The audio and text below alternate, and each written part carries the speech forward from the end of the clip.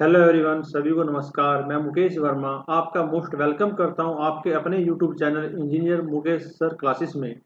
आज का जो वीडियो हम करने वाले हैं, ये इस वीडियो में मैं आपको आज G20 समिट के बारे में संपूर्ण नॉलेज देने वाला हूं। और कोई भी स्टूडेंट अगर इंडिया के किसी भी लेवल की एग्ज़ाम की तैयारी कर रहा है, उस एग्ज़ाम में ये वीडियो काफ़ी महत्वपूर्ण रहेगी। तो प्लीज़ आप वीडियो को लास्ट तक बने रहिए। और हमें एज ए भारतीय होने के नाते भी हमें G20 के बारे में सब कुछ पता होना चाहिए। तो आज मैंने ये जो क्लास रेडी की है, बिल्कुल डिटेल से जीरो से आपको बताऊंगा। तो प्लीज़ आइए क्लास को स्टार्ट करते हैं। G20, हम इस क्लास में क्या क्या स्टडी करने वाले हैं। G20 समिट क्या है, G20 के कितने मेंबर हैं, G7 क्या था, G8 क्या है, और G20 समिट 2003 कहाँ पर हुआ था, इसकी लोगो क्या थी, थीम क्या थी, G20 समिट की कार्यशैली क्या है, G20 में शेरपा ट्रैक क्या होता है, और G20 में विथ ट्रैक क्या होता है, और उसके बाद महत्वपूर्ण क्वेश्चन जो बन सकते हैं वो हम करेंगे। तो मैं आपको बता दूं, इस साल भारत ने सितंबर में 9 सितंबर से लेकर 10 सितंबर के बीच में न्यू दिल्ली में जो G20 होस्ट किया है, उससे भारत पूरी दुनिया में छा गया है।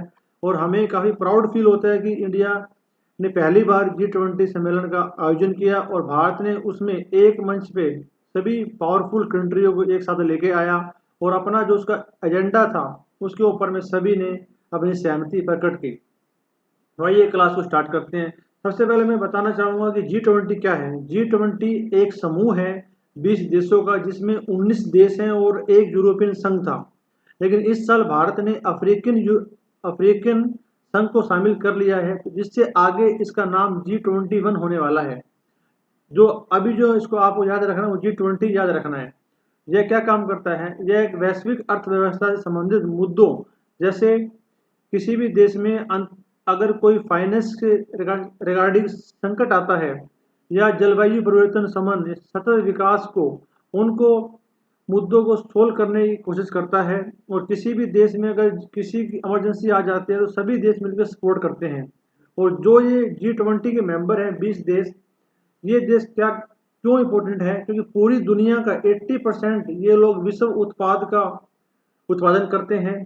और अंतर्राष्ट्रीय व्यापार का इंपोर्ट एक्सपोर्ट 75% करते हैं। और टोटल पूरे दुनिया में आपकी नॉलेज के लिए बता दूं, 195 कंट्री है। तो 195 कंट्री में से ये सिर्फ 20 देश ऐसे हैं जो 2/3 हिस्सा कवर करते हैं। 66% पॉपुलेशन इन्हीं कंट्रियों में है। और पूरी दुनिया का, पूरे विश्व का 60% भूमि का क्षेत्र भी इन 20 देशों के अंडर में आता है। लेकिन जो यूरोपीय संघ है उसमें काफ़ी देश, छोटे छोटे देश शामिल है। तो आइए अब बात करते हैं कि G20 के जो मेन मेंबर कौन है। उसमें 20 कंट्री आपको याद होने चाहिए। अर्जेंटीना, ऑस्ट्रेलिया, ब्राज़ील, कनाडा, चीन, France, Germany, Bharat, Indonesia, Italy, Japan, Korea गणराज्य, मेक्सिको, रूस, सऊदी अरब, दक्षिण अफ्रीका, तुर्की, यूनाइटेड किंगडम, अमेरिका और यूरोपियन संघ। अब बात करते हैं कि G20 की शुरुआत क्यों हुई थी, क्यों करनी पड़ी थी। इससे पहले मैं आपको यहाँ पे लेके चलता हूँ। पहले इसका नाम G20 था नहीं, इसका नाम पहले G7 था। जो ये अराउंड बात है 1977 की। उस टाइम पे ये 7 जो टॉप मोस्ट कंट्री थी, Canada, France, Germany, Italy, USA, UK और जापान, इन सातों कंट्रियों ने मिलकर अपना एक पर्सनल ग्रुप बनाया था जिसका नाम था G7। और इस ग्रुप का क्या काम था कि इन सातों कंट्रियों में अगर किसी भी प्रकार का कोई संकट आता है, फाइनेंस के फील्ड में फाइनेंशियली क्राइसिस होते हैं, तो ये देश एक दूसरे की हेल्प करेंगे। ये 1977, आज से अराउंड 46 ईयर पहले इसकी स्थापना हुई थी। उस टाइम था G7। फिर क्या हुआ, 1998 में रसिया इसमें शामिल हो चुका था। और जब जब इसका नाम पड़ा G8 हो गया था। ये फिर G7 से G8 हो गया, लेकिन कुछ कारणों से फिर रसिया को दोबारा बाहर कर दिया गया था। फिर यहाँ पर आप आइए, हाँ देखिए, फिर 1997 और 1998 में जो एशियन कंट्री हैं, थाईलैंड, मलेशिया, सिंगापुर, इस क्षेत्र में काफ़ी संकट, वित्तीय संकट का सामना करना पड़ा था। और जब इन देशों ने आपस में बैठ के एक मीटिंग की कि हमको भी G7 कंट्रियों में शामिल होना चाहिए, जिससे कि हम भी उनकी सपोर्ट हेल्प ले सके, और उन लोगों को अगर हमारी हेल्प चाहिए तो हम भी उनकी हेल्प कर सके। फिर सबकी मीटिंग होने के बाद 1999 में एशियाई वित्तीय संकट के बाद वित्त मंत्रियों और केंद्रीय बैंक के गवर्नर के लिए, और तब क्या था, जब सेंट्रल बैंक के गवर्नर और फाइनेंस मिनिस्टर की हर कंट्री के, वो ये मीटिंग करते थे पहले G20 की, राष्ट्रपति पीएम उसमें ये उन लोगों का कोई भी रोल नहीं था। फिर आइए बात यहाँ करते हैं। अब देखिए, हाँ, फिर 2008 में क्या हुआ, 2008 में पूरी दुनिया में ग्लोबल ने काफी मंदी का सामना करना पड़ा था। उस टाइम फाइनेंस की फील्ड में फाइनेंशियल क्राइसिस भी हो चुके थे। तब फ्रांस और यूएसए ने आगे बढ़ते हुए इस बात की पहल करी कि हम अब जो हर देश के जो टॉप मिनिस्टर हैं, जैसे राष्ट्रपति, प्राइम मिनिस्टर, होम मिनिस्टर, वो लोग इन मीटिंग में अब हिस्सा लेंगे। और जो G20 का पहले पहले होता था, नाम इसको बोलते थे G20 सम्मेलन, लेकिन 2008 के बाद इसका नाम चेंज कर दिया गया, और तब से जो G20 शिखर सम्मेलन, जो टॉप शिखर के जो लीडर हैं वो इसमें पार्टिसिपेट करना स्टार्ट कर दिया। तो फिर क्या हुआ, सबसे पहला जो 2008 में यूएसए ने इसको होस्ट किया था, और जब G20 सभी देशों ने अच्छी तरह से इसको पार्टिसिपेट किया था, उसके बाद से ये हर साल मोस्टली हर कंट्री में किसी ने एक बार आयोजित किया जाता है। और पहले इसमें क्या था कि G20 में सिर्फ फाइनेंशियली की फील्ड में था, लेकिन उसके बाद इसमें कृषि, ऊर्जा, पर्यावरण, जलवायु परिवर्तन और भ्रष्टाचार विरोधी, स्वास्थ्य और व्यापार, सतत विकास की फील्ड में भी इसमें काम किया जाने लगा।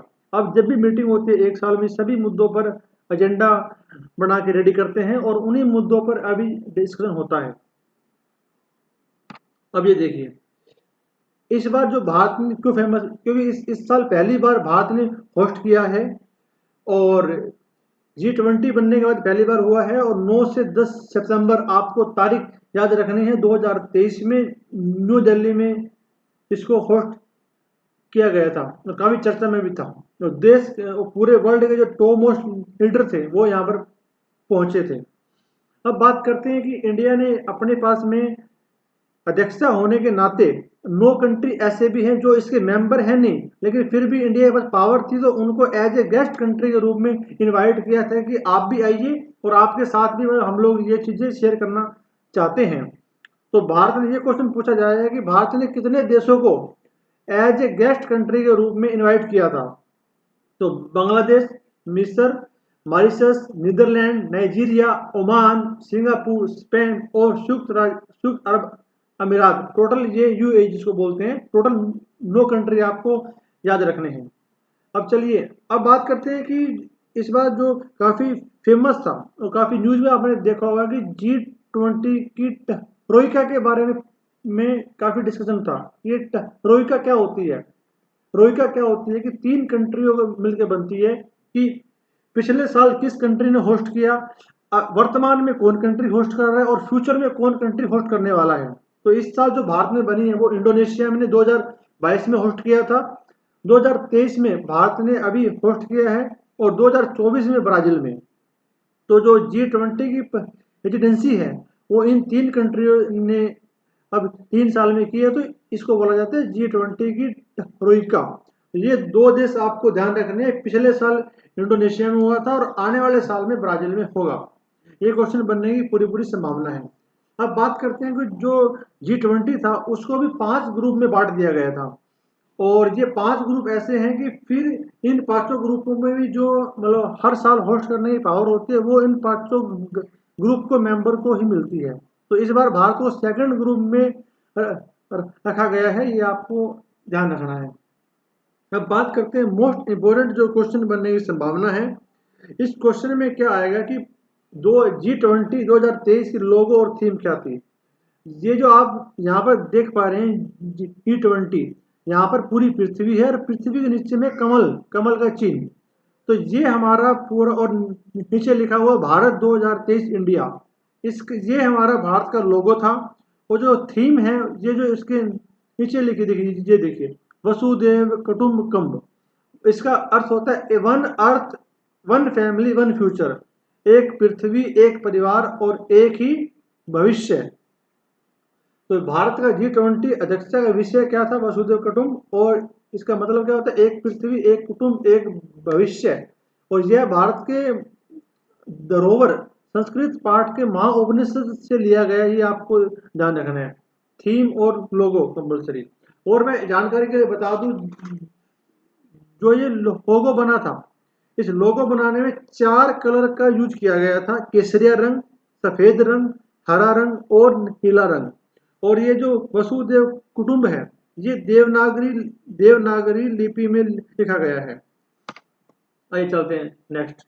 अब बात करते हैं कि G20 की जो कार्यशैली क्या है। G20 क्या होता है? ऐसा नहीं है कि सिर्फ 9 और 10 सितंबर को ही मतलब सिर्फ दिल्ली में हमने मीटिंग कर ली और हमारा काम पूरा हो चुका था। नहीं, भारत ने पिछले 11 महीने से इसको कंटिन्यू काम किया है। हर कंट्री ऐसे ही करता है। एक साल भारत के पास में इसके पावर थी, तो भारत जो अध्यक्षता की, भारत ने 2022 में इसमें काम करना स्टार्ट कर दिया था। और जो हमारे इस साल के G20 के जो खास लीडर थे, जिनको बोलते हैं शेरपा ट्रैक, तो भारत के जो शेरपा थे वो अमिताभ कांत जी थे, जो एक्स नीति आयोग के CEO भी थे।